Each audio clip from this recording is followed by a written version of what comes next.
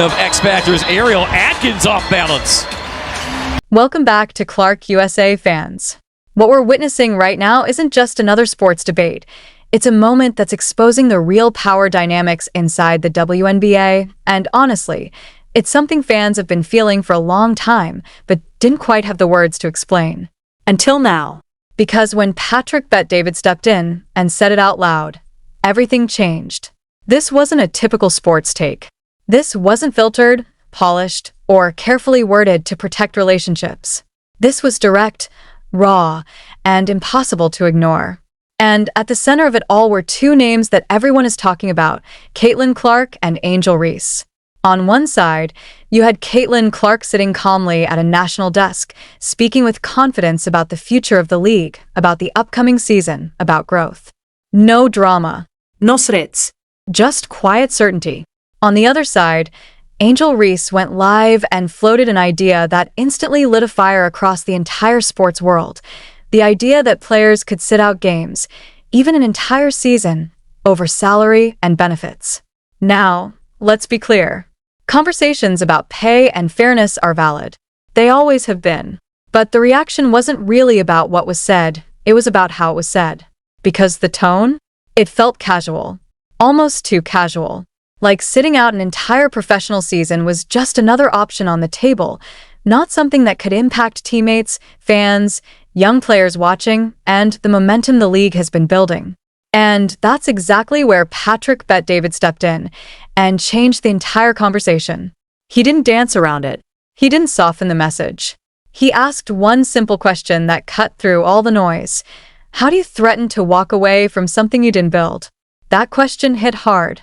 Not because it was aggressive, but because it was simple, and simplicity is powerful. See, Patrick Bet-David doesn't operate like traditional sports media. He's not tied to locker room access.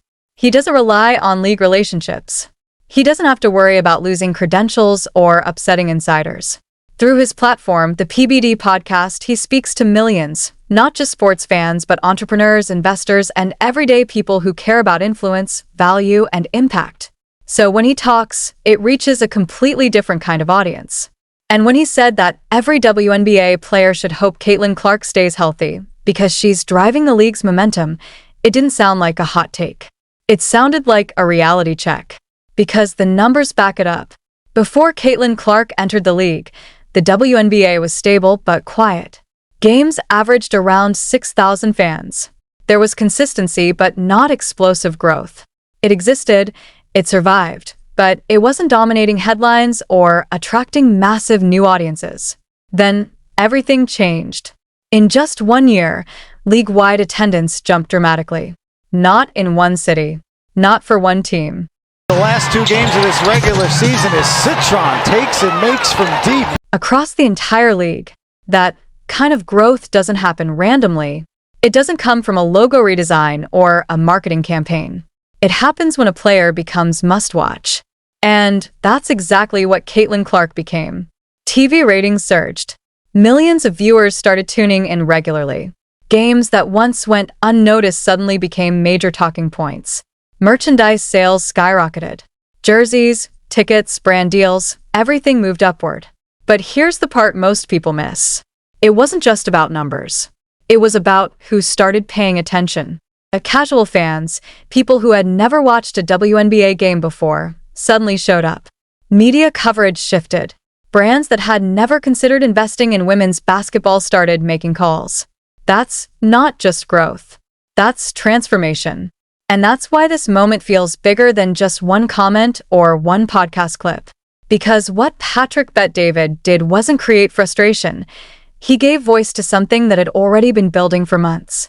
Fans weren't confused after hearing him. They were agreeing. Loudly. Not because they were told to, but because it matched what they were already seeing. And once something like that is said out loud, you can't put it back. You can't ignore it. You can't pretend it doesn't exist. Now, the conversation has shifted. It's no longer just about salaries or negotiations. It's about value. It's about impact.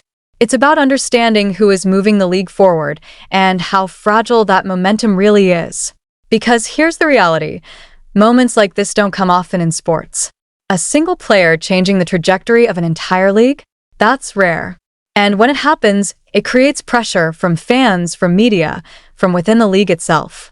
So when talk of sitting out enters the conversation, especially at a time when growth is accelerating, people are going to react. Not because they don't support players, but because they see what's at stake. And that's why this situation isn't going away anytime soon. Because it's not just about Angel Reese. It's not just about Caitlin Clark. It's about the future of the WNBA and who truly understands what it takes to build something that lasts. Stay tuned because this story is far from over. KT even put it in. These aren't small improvements. These aren't, we're heading in the right direction type of numbers. These are the kind of numbers that completely redefine what a league is worth. When networks look at this kind of growth, they don't just take notice, they start writing bigger checks. When sponsors see this level of attention, they don't just test the waters, they commit long-term. And when ownership groups analyze these trends, they don't hesitate. They start thinking about expansion, new markets, and future dominance. That's exactly what began to happen. The WNBA didn't just gain attention, it gained momentum. New teams were added, and more are already being discussed behind the scenes. The league transformed from something that barely entered mainstream conversations into a product that serious sports business minds started treating as a real opportunity. And the most important part? This didn't take years. It didn't happen gradually. It happened almost instantly in one season. The rookie season of Caitlin Clark. Now here's where things become even more striking. While all of this explosive growth was happening, ticket sales rising, TV ratings climbing, merchandise flying off shelves, Caitlin Clark herself was operating under a rookie contract. One of the lowest pay structures in professional sports. Think about that for a second. A player generating massive revenue, driving unprecedented attention, and reshaping the business side of an entire league while being paid like someone just entering it. The gap between her financial impact and her actual salary wasn't just noticeable, it was enormous. And yet, she never turned it into a public issue. She didn't complain. She didn't threaten. She didn't go live and leverage it.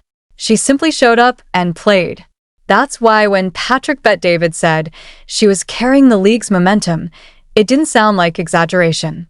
It sounded like someone finally saying the quiet part out loud. Because while the league was growing, while attention was rising, something else was happening at the same time, something fans didn't ignore. Some of the very players benefiting from this growth were making things harder for the person driving it. And that part of the story matters more than people want to admit. From the moment Caitlin Clark stepped into her first professional training camp, the reaction from certain veteran players was noticeable. It wasn't just competitive, it felt personal at times. The physicality on the court went beyond normal intensity. The comments off the court raised eyebrows. There was this repeated idea that she needed to earn respect. But here's the problem with that narrative. How does a player who shattered records at the college level, sold out arenas before even playing a professional game, and brought millions of new eyes to the sport, still need to prove she belongs? That disconnect didn't sit well with fans. And then the situation escalated even further. Because it wasn't just about Caitlin Clark anymore. It became about the fans she brought with her. New fans, millions of them, started tuning in. They bought tickets, filled arenas, downloaded apps, purchased subscriptions, and invested their time and money into a league they hadn't followed before. They didn't come in to disrespect the history. They came in because they finally had a reason to care. And that reason was Clark. But instead of being welcomed, some of those fans were criticized. They were told they didn't understand the game. They were told they hadn't paid their dues. Think about how backwards that is. For years, the league wanted more attention, more viewers, more investment. And when it finally arrived, some voices inside the league pushed back against the very people bringing that growth. That's not just a mistake. That's self-sabotage. Because building an audience doesn't work like that. You don't get to choose who supports you after asking for support. You don't open the door and then complain about who walks through it. And yet, that's exactly what it felt like. While arenas were selling out like never before, while road games were drawing record-breaking crowds, while jerseys were everywhere, there was still this underlying resistance. Off the court, it continued. Social media posts, interviews, subtle comments, all pointing to the same message. Caitlin Clark's presence was something to manage, not celebrate. At the same time, she was becoming one of the most recognizable athletes in the country, not just in women's basketball, across all sports. And yet, somehow, she was the only one expected to carry both the spotlight and the scrutiny. That double standard didn't go unnoticed. Hits Atlanta's first three of the game. Fans saw everything. And more importantly, they remembered everything. Now fast forward to the present moment, where negotiations around the league's future, including CBA discussions, have taken center stage. The same fans who were once told they didn't belong, they're still here. And now, they're the ones funding the leverage, their ticket purchases, their streaming subscriptions, their merchandise spending. That's real money. That's real growth. And they know exactly where it came from. This is where Patrick Bet-David's comments hit the hardest, because he wasn't just talking about salaries or contracts. He was talking about context. The full story, the build-up, the reality that some players made Clark's transition into the league as difficult as possible, only to later benefit from the success she helped create. That's not just frustrating. For many fans, that crossed into something deeper. And in that entire situation, Angel Reese became one of the most visible faces of that tension. Which brings us to the moment that changed everything. Angel Reese has been open about her financial situation. She publicly stated that her WNBA salary, around $74,000, doesn't cover her expenses. That's not shocking. That's not controversial. In fact, it highlights a real issue within the league. Player salaries at that level, compared to their visibility and workload, are genuinely low. That conversation deserves attention. But then came the live stream, and everything shifted, because the tone changed. Instead of urgency, there was ease. Instead of pressure, there was confidence. And in that moment, the idea of sitting out the 2026 season wasn't presented as a last resort. It was presented like a strategy, like leverage, like a move she had earned the right to make. And that's where fans pushed back. Not because players should negotiate, but because of where that leverage actually came from. Because the growth being used as a bargaining tool wasn't created equally. It came from packed arenas. It came from record-breaking viewership. It came from sponsorship interest that didn't exist before. And at the center of all of it was Caitlin Clark. Every number pointed back to her impact. Every surge in attention carried her fingerprints.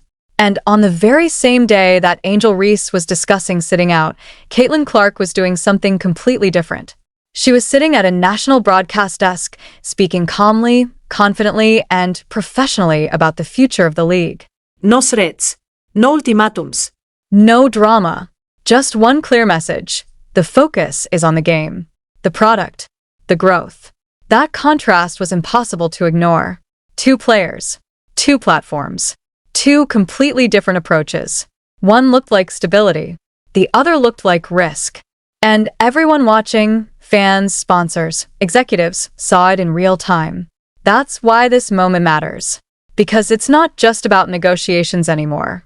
It's about perception. It's about leadership. It's about understanding what builds a league and what could potentially slow it down. And as this story continues to unfold, one thing is certain. The conversation has changed. And there's no going back. Over 2K in her career. And a statement. As the negotiations continued, the situation took another unexpected turn, one that raised even more questions than answers. The president of the Women's National Basketball Players Association came forward with a statement that quickly spread across media platforms. The message was simple, direct, and powerful. Ownership had shown up to a critical bargaining session with nothing on the table. No proposal, no numbers, no serious intent to negotiate. To many people watching from the outside, this sounded like a clear sign of disrespect. Players were ready to talk, ready to fight for better pay and conditions, and according to that narrative, the league's leadership didn't even bother to show up prepared. That version of events spread fast, and it spread because it fit perfectly into a story people were already willing to believe. A story where ownership drags its feet, where players aren't taken seriously, and where those with power ignore those without it. But then something happened that completely shifted the direction of the conversation.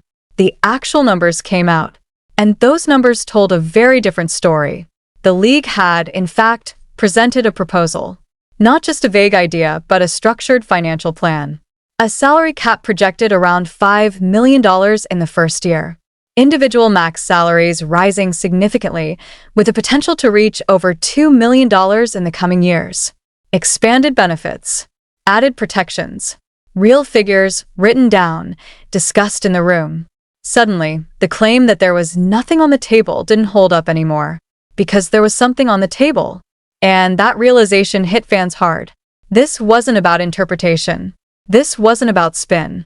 This was a direct contradiction between what was said publicly and what actually happened behind closed doors. And for fans who had been ready to support the players, who were emotionally invested and prepared to back them in negotiations, that moment changed everything. Trust, once lost, is difficult to recover. And when the details became public, that trust didn't just weaken, it collapsed. But the situation didn't stop there, because another detail emerged that made the entire scenario even more complicated.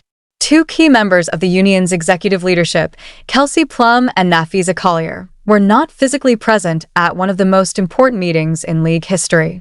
Ownership had flown in. They were in the room. They had prepared documents, proposals, and financial outlines. Meanwhile, two of the individuals responsible for leading the players' side joined remotely. For many fans, that detail didn't sit right. Because in a moment that could shape the future of the league, presence matters. Commitment is measured not just by words, but by actions. And yet, shortly after that meeting, the public narrative once again suggested that ownership wasn't taking things seriously. That contradiction raised a simple but uncomfortable question. How can one side question commitment when they themselves weren't fully present? At that point, fans who had initially supported the players began to take a step back and reassess everything. Because when the facts don't align with the messaging, the entire argument begins to fall apart. And once that happens, even the strongest support can disappear almost instantly. But perhaps the most complex layer of this entire situation is one that hasn't been widely discussed in mainstream coverage. A potential conflict of interest. Because Nafisa Collier and Brianna Stewart are not just players, they are also co-founders of Unrivaled, a separate league that operates during the WNBA offseason. Now think about how that business model works. It depends on WNBA players seeking additional income during their off months. Over 2K in her career.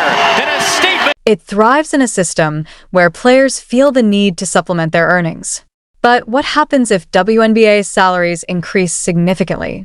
What happens if players become financially secure enough that they no longer need off-season alternatives? The answer is simple. The incentive to participate in another league decreases. And that creates a complicated situation. Because if one league's growth directly impacts another league's necessity, then the individuals involved in both spaces are placed in a difficult position.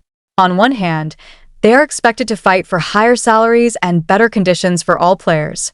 On the other hand, they are connected to a business model that benefits from those salaries remaining limited. That tension doesn't automatically mean wrongdoing, but it does raise valid questions. Questions that players themselves have started asking. Sophie Cunningham spoke openly about this, pointing out the concern directly. She questioned what happens when leadership may have competing interests, when decisions made at the negotiation table could impact personal business ventures elsewhere. And that's not a small issue. Because the players who are most affected by these negotiations aren't necessarily the biggest names or the most financially secure individuals. They're players trying to build their careers right now.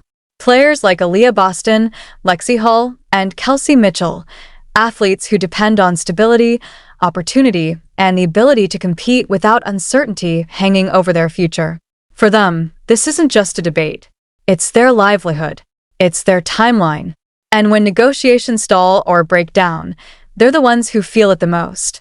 Which brings everything back to a bigger reality that often gets overlooked.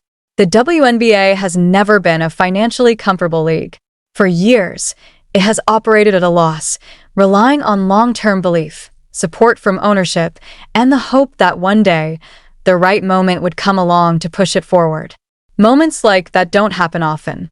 But when they do, they matter more than anything else. And recently, that moment arrived. In the form of one player. Caitlin Clark didn't just bring attention. She brought measurable impact. Real numbers. Real growth. Real change. In a single season, she shifted the trajectory of an entire league. And now, at the exact moment when that momentum could be turned into something lasting, the decisions being made behind the scenes are putting that progress at risk. That's what makes this situation so important. Because it's not just about contracts or negotiations anymore. It's about whether the league can capitalize on its biggest opportunity or lose it. And through all of this, one moment continues to stand out. While debates were happening, while tensions were rising, while narratives were being shaped, Caitlin Clark took a different approach. She sat calmly on a national platform, speaking with clarity and confidence about the future. No threats. No pressure tactics. No distractions. Just a simple message. The season will happen. That single moment carried more weight than countless statements, arguments, and back-and-forth exchanges. Because in the end, actions and tone matter. And if anyone is still wondering which direction truly supports the future of the league, the answer is already visible. Right there, in plain sight.